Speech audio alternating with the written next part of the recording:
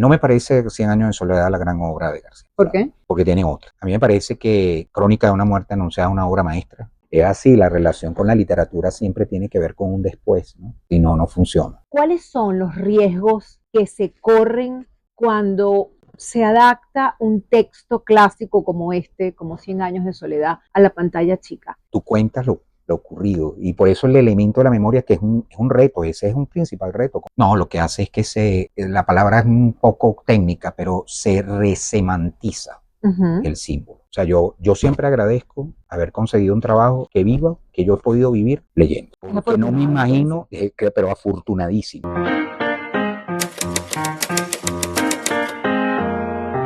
Con el oído en la letra, con Aymara Lorenzo.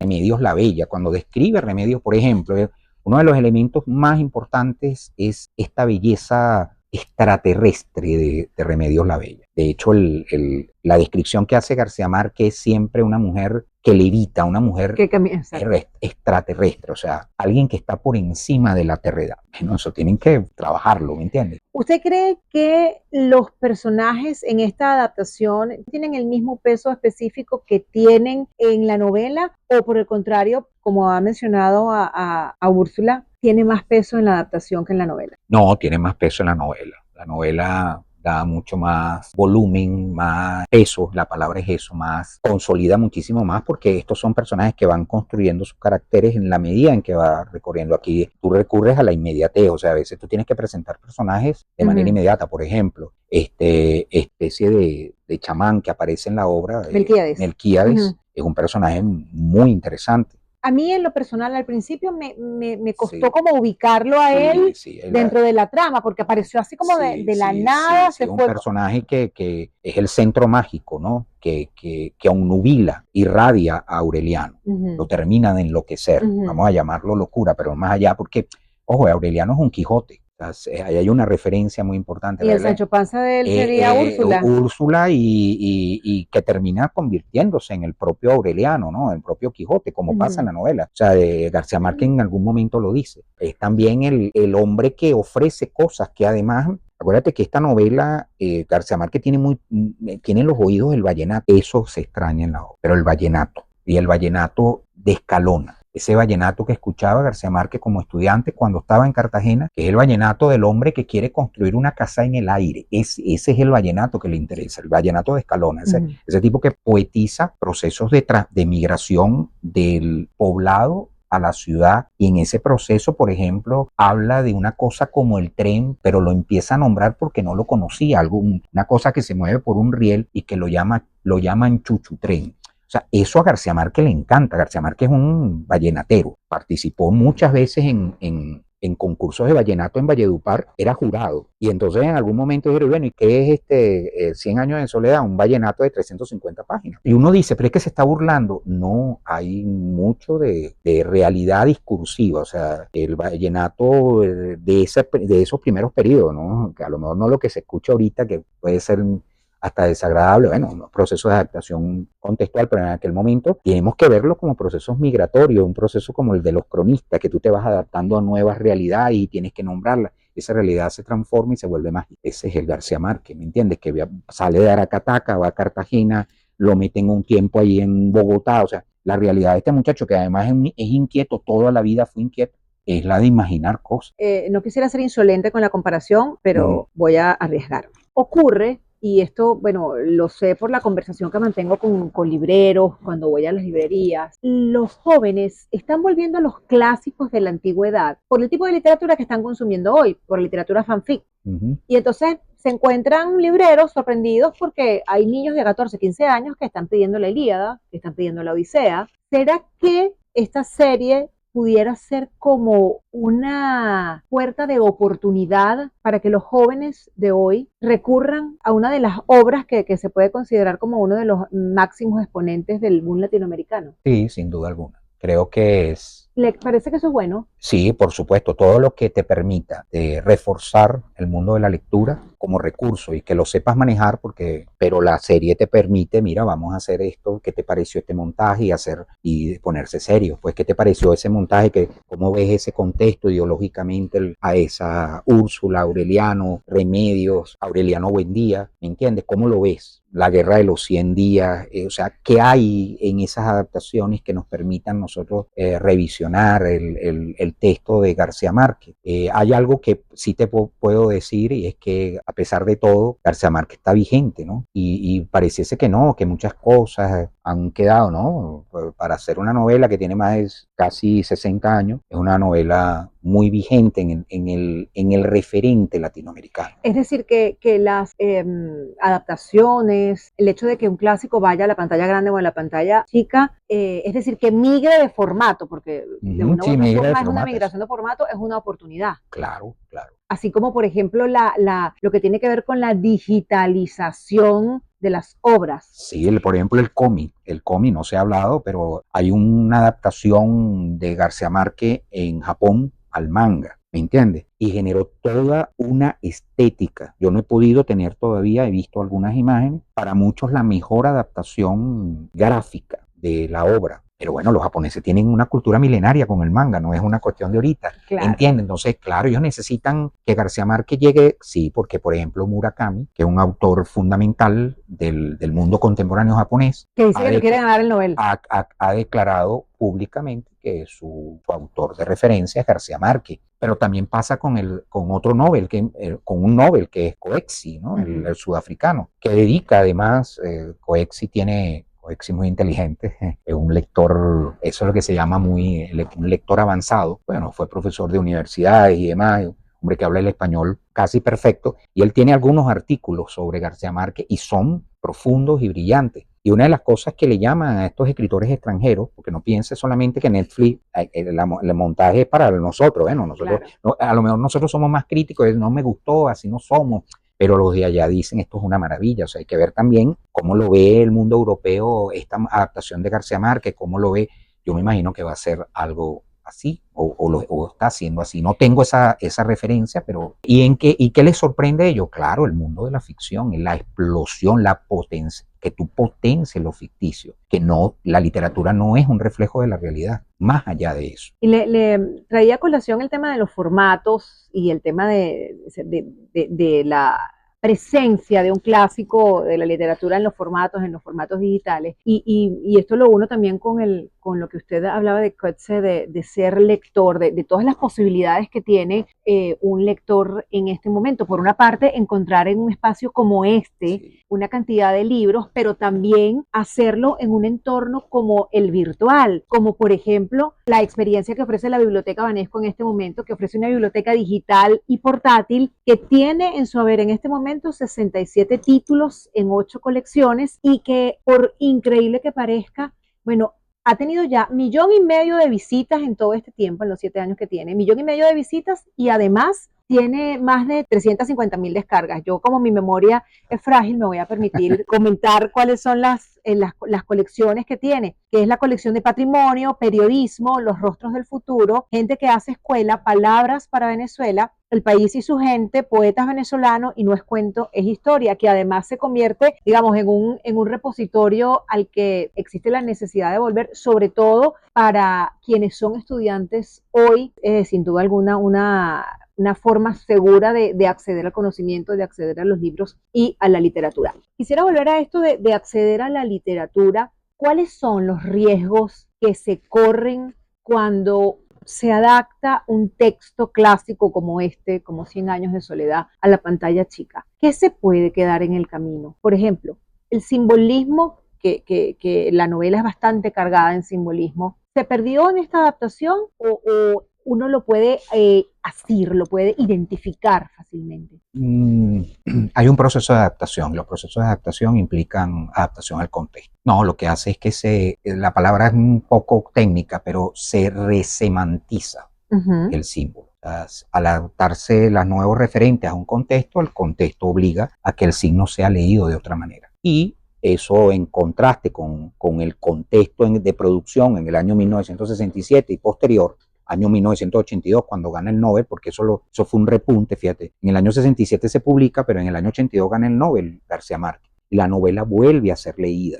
Pasa esto, se adapta y bueno, en esta adaptación hay una nueva, el espectador obligatoriamente obliga a leerlo en su contexto y según el formato. Lo que sí hay que tener en cuenta, que es un poco lo que yo ya como profesor de literatura tengo que resaltar, es el problema del lenguaje. El problema de que es escritura. La literatura es escritura y eso es otro tipo de reflexión. O sea, el hecho de escribir no es el hecho de fotografiar, no es el hecho de filmar. Bueno, es que es tan sencillo como el hecho de que uno escribe cuando escribe para leer de una manera y escribe cuando vas a hablar de otra manera. Claro. Otro tipo de reflexión. Por ejemplo, tú que has escrito poesía, sabes que ahí la reflexión de la lengua es importante. O sea, la lengua te atrapa. Y muchas veces se te olvida que eso a lo mejor refiere cosas. El mundo mágico de García Márquez es un mundo lingüístico, un mundo del lenguaje, un mundo de adjetivos, un mundo de lograr cosas que además él tuvo ese problema cuando fue periodista en el Heraldo de Cartagena, porque él tenía un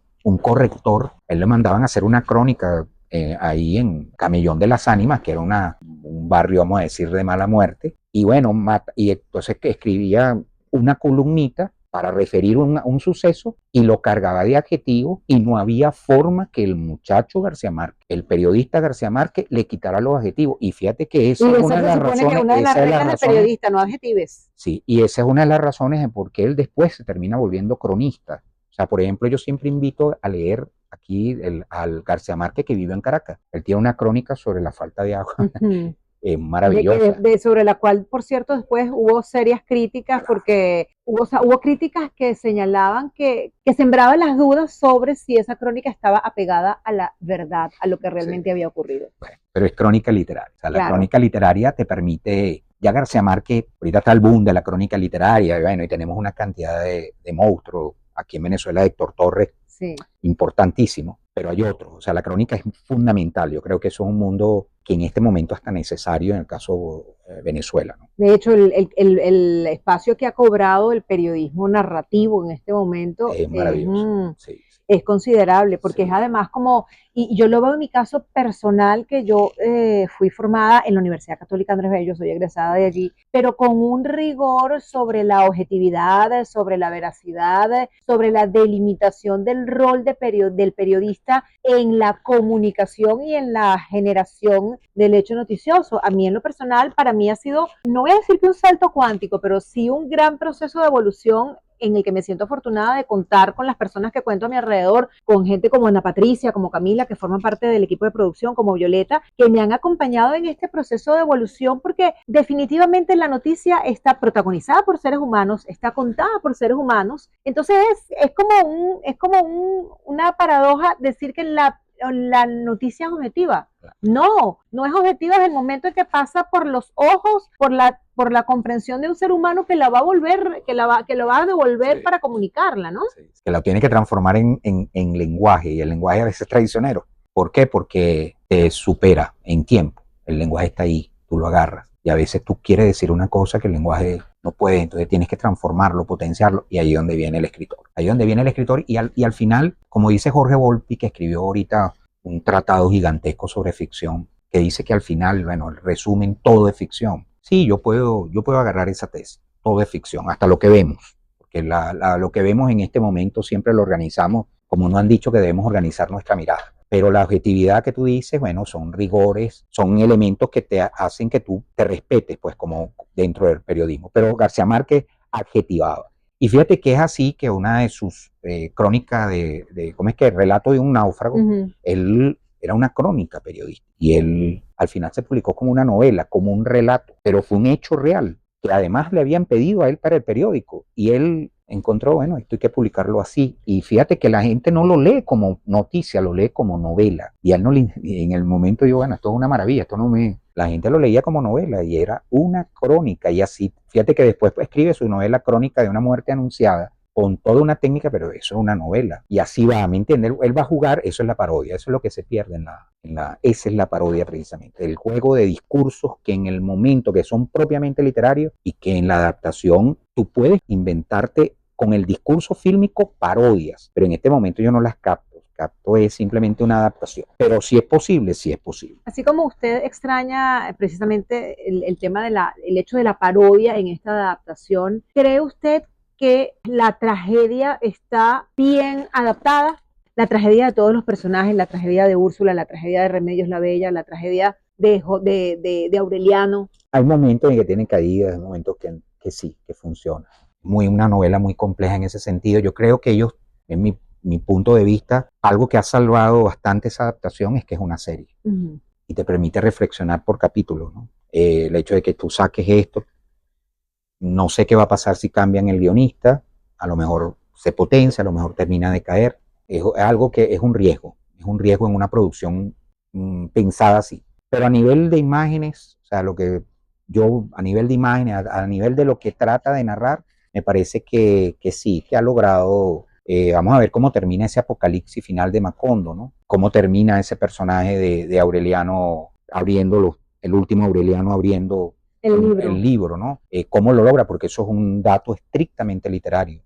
¿Qué dispositivo utilizará para que eso no se vea otra vez una voz en off ahí, como que si yo estoy tratando de adaptar algo y no puedo dejar de amarrarme a lo que dice el texto? Es complejo, ¿ves? Ahí hay unos retos, pero con la tecnología, la producción, literalmente la producción, la imaginación de los que están haciendo eso, creo que lo pueden lograr. Profesor, a mí una de las palabras que más me gusta es la palabra reto. Y como usted está sentado en esta silla y no se puede parar y escaparse, yo lo voy a retar.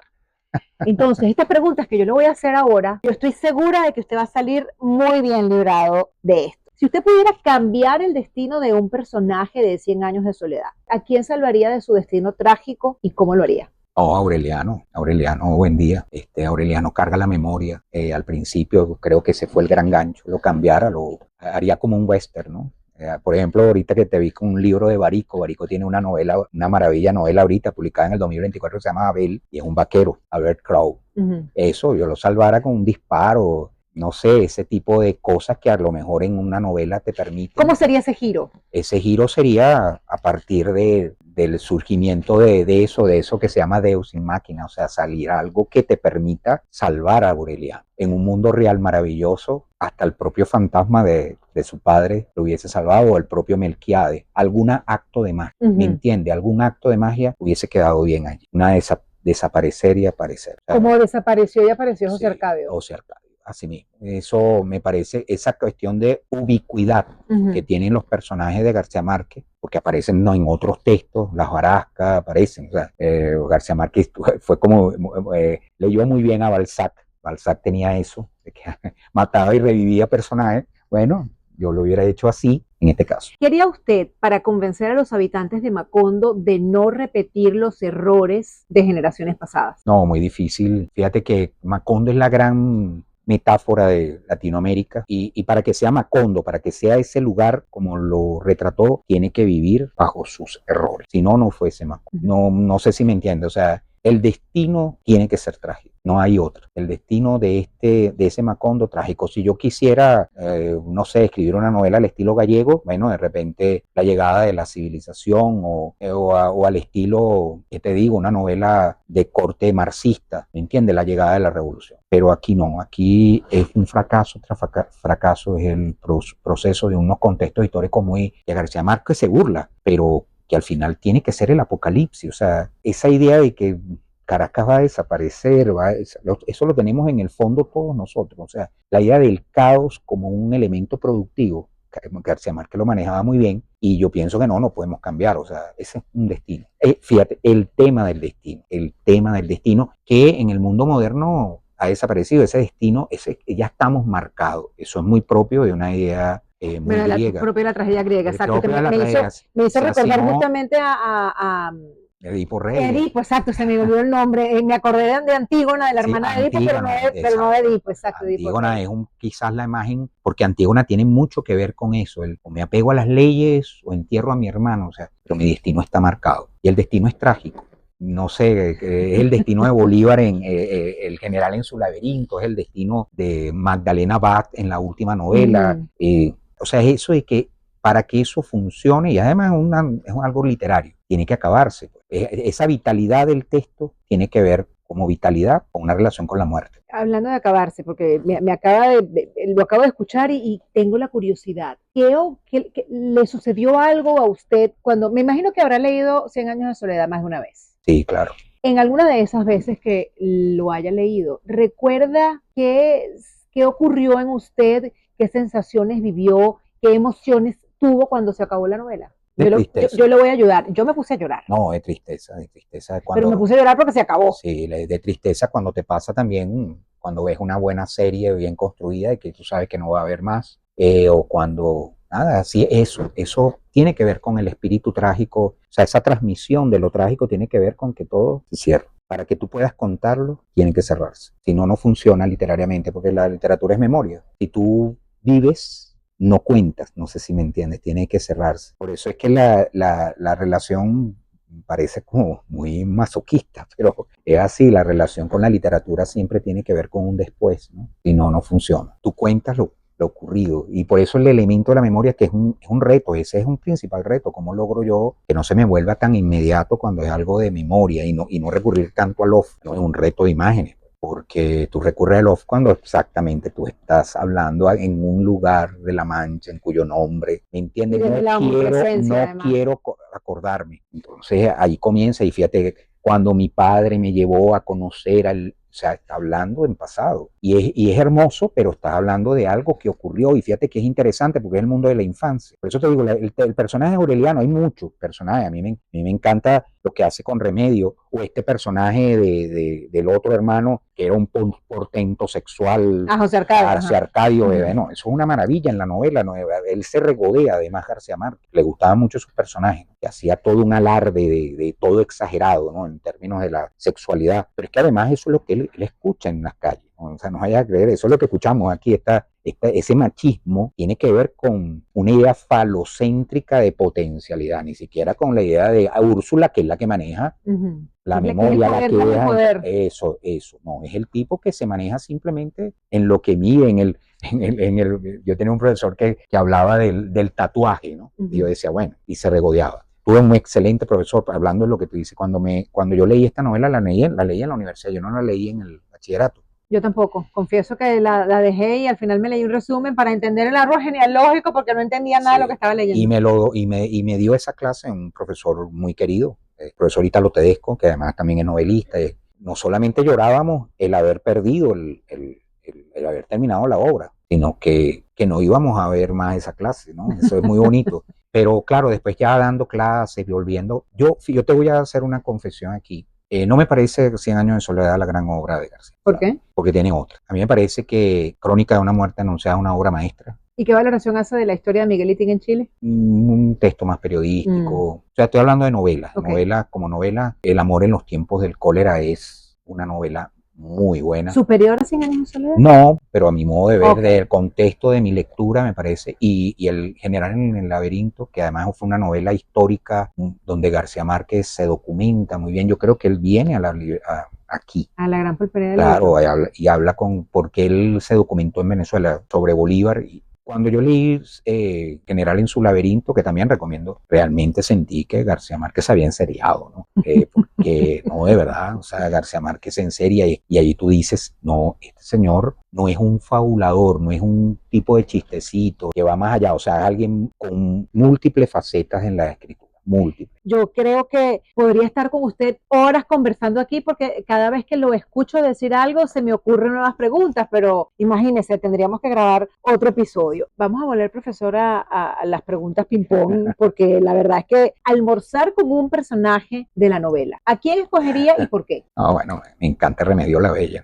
¿Pero por qué? Bueno, porque eso es la persona que fuese como un papagayo, tendría que agarrarla y ponerla un poco en la realidad y conversar. O sea, es otra realidad que no es la que precisamente yo manejo. Y el diálogo viene con el contraste. Me hubiese encantado. Es uno de los personajes literarios más más extraños de García. ¿Qué cree usted que diría Úrsula Iguarán si viviera en este mundo del siglo XXI? Lo mismo que diría cualquier mujer en este momento en Venezuela con respecto a a la irrealidad en que viven muchos hombres, ¿no? Grandes proyectos y poca realidad, poca administración de los proyectos, de las satisfacciones, etcétera. Si pueden pasar por aquí, que veo que está entrando gente, que se sientan en la libertad de entrar, que nosotros estamos aquí en este espacio y esto es un espacio vivo. Sí. Estoy contándole a la gente de la gran pulpería del libro que hay personas entrando y que pueden pasar y que si tienen que meterse aquí atrás a buscar libros que lo hagan sin problema. Y continuamos la conversación, profesor. Sí. Ya que menciona a Remedios la Bella, si ella estuviera hoy en este plano, en este mundo, y tuviera redes sociales, ¿cuál sería el tipo de contenido que cree usted que ella publicaría? Hay una frase que utilizan mis alumnos que es, bueno, será una rosita, ¿no? ¡Ah! Bueno, Si voy a forzarlo, voy a verme obligada Pero a no, forzarlo, que es una razón. no, bueno, yo una vez le pregunté a mis estudiantes que me explicaran esto del tuki, ¿no? Y entonces ellos me decían, bueno, profesor, pero es que hay dos tipos.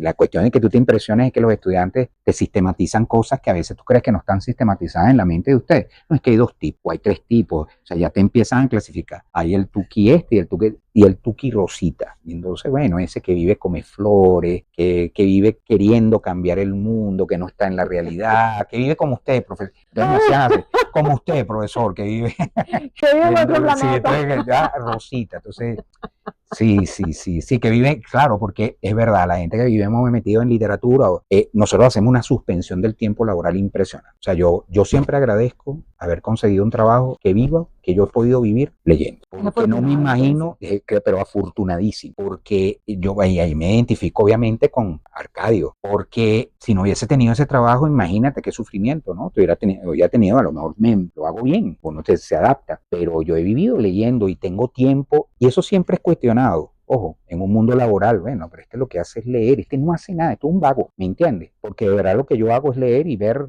imagínate. Me siento tan identificada con eso claro, que dice. un vago, o sea, para tú poder leer necesitas tiempo, para poder escribir necesitas suspender el tiempo laboral. Sí, y soledad, mucha claro, soledad y mucho silencio. Mucha soledad, entonces claro, mucha soledad, la cuestión de reflexión, pero yo puedo hablar de esto, de hecho, me encanta hablar de esto. Profesor, y si usted tuviera la posibilidad de tener en sus manos, de tener en su vida uno de los artefactos, de los instrumentos de Melquíades, ¿cuál tendría? Quizá la fórmula mágica para materializar la alquimia. Yo tuviese la transhumancia, esa capacidad de Melquíades era impresionante, el aparecer y desaparecer.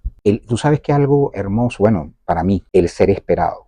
El aparecer en el momento oportuno, el ser esperado. Cuando tú esperas a alguien, te vuelves ansioso, no sé. Melquíades es la ansiedad de ese pueblo, o sea, de Aureliano. Aureliano, cuando llega Melquíades, el mundo le cambia, o sea, es como en llegar al circo, literalmente al pueblo. ¿Qué negocio moderno cree usted que prosperaría en Macondo? El de la realidad virtual.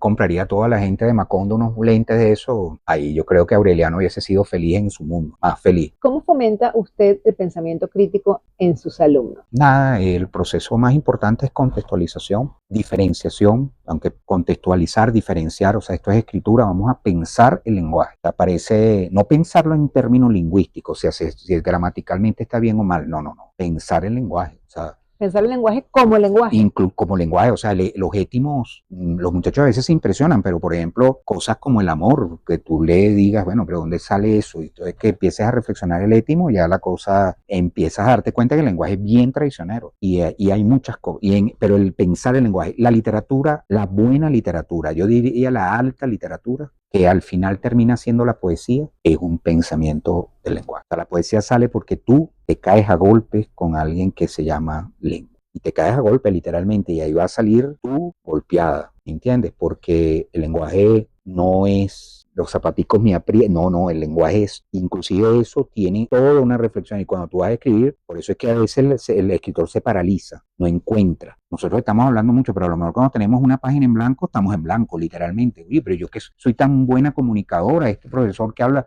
3 horas dando clases, sí, pero cuando vas a escribir, el dolorcito de cabeza viene porque estás enfrentándote al mundo de la escritura. ¿Y cómo contagia usted en sus alumnos el amor por la literatura? Nada, hay que hacer de esto, hablar de, hay que estar al día, el profesor de literatura tiene que estar al día. No puede ser alguien como que esté Encapsulado, encapsulado en un tiempo, además, ¿no? A lo mejor yo me parezco al típico profesor, por ejemplo, aquel del Ángel Azul, ¿no? De la famosa película que le encantaba tanto a Borges, ¿no? De ese profesor que no salía del aula, no, o que no salía de este mundo de una biblioteca. Uh-huh. No, tiene que estar al día, tiene que ver series, tiene que escuchar música, tiene que y tiene que estar al día del contexto de los estudiantes. El contexto de los estudiantes es muy importante. ¿Cómo lo haces? Dialogando. Hacerle ver que yo no soy más importante que él, no. Yo necesito que él dialogue conmigo en términos de cómo ves tú esto, y se generan cosas muy interesantes, pero muy interesantes que, bueno, al final la satisfacción está en que, no que tú lo convenciste, no sé si me entienden, no es un acto retórico, político, es que la persona empezó a leer ya enloquecido, pues, y eso ya. La persona que lee se hace mejor persona. Yo no sé si eso parece mentira, pero se hace mejor persona. Yo por eso siempre digo que los libros salvan. Por cierto, profesor, que esta edición, que entiendo que es la primera edición que se hizo en América, sí, es este libro. La edición, la carátula más famosa de 100 años de soledad es esta. De hecho, cuando se sacó la edición conmemorativa, internamente en la edición conmemorativa, ya han sacado dos, Uh-huh. Aparece siempre, lo vas a reconocer porque aparece siempre estas imágenes. Que además tiene un pequeño detalle que nos los comentaba Rómulo Castellanos, de la pulpería del libro, de la gran pulpería del libro, que la E tipográficamente de Soledad está puesta al revés. Sí. Y por esto es un libro de colección, además. Sí. Pero bueno, es un libro muy traducido, hay que decirlo, ¿no? Es uno de los libros más traducidos. Es un clásico, o sea, cuidado, los clásicos, lo interesante de García Márquez es que está vigente hasta el punto de lo que estamos hablando. Pero también García Márquez, y él en algún momento lo reconoció, fue también una cortina que ocultó a grandes escritores colombianos. Y eso sucede cuando tenemos alguien que irradia tanta luz. Avasalla.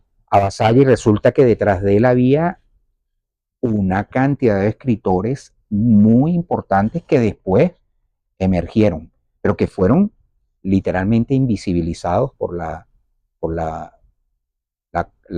García Márquez. O sea, se volvió como una especie de mito dentro de un mito. Eso pasó mucho en Colombia, que no había escritor como García Márquez. No, Colombia es un país de narradores y además de innovadores.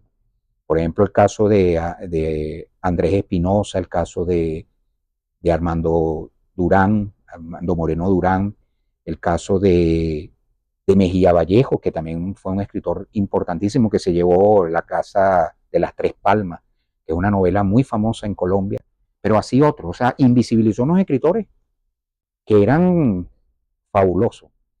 Un amigo de él que escribió, Zamudio, que escribió La Casa Grande, del problema de las bananeras, o sea, amigo.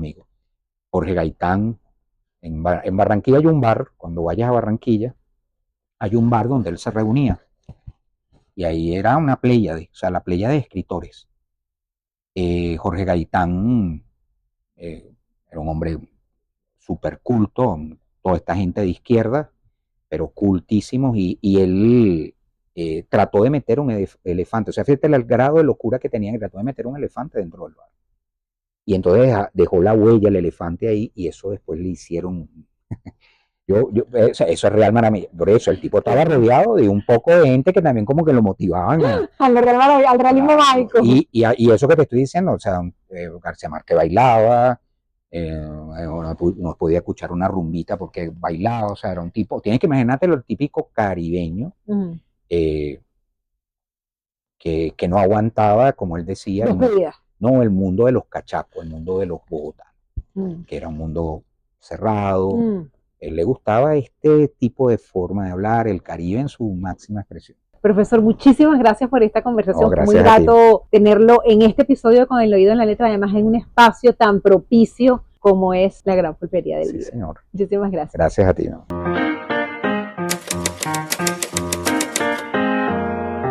Con el oído en la letra, con Aymara Lorenzo.